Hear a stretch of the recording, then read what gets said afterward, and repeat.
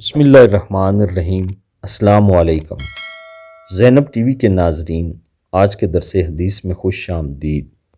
ناظرین اکرام، آج کے درس حدیث کا موضوع ہے بیوی کے ساتھ ہم بستری کس وقت اور کس روز نہیں کرنی چاہیے۔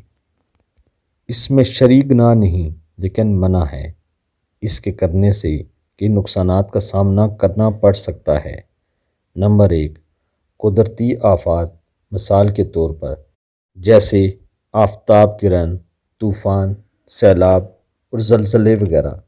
ایسے موقعوں پر بیوی کے ساتھ ہم بستری نہ کریں تو بہتر ہے۔ نمبر 2، مغرب کے وقت۔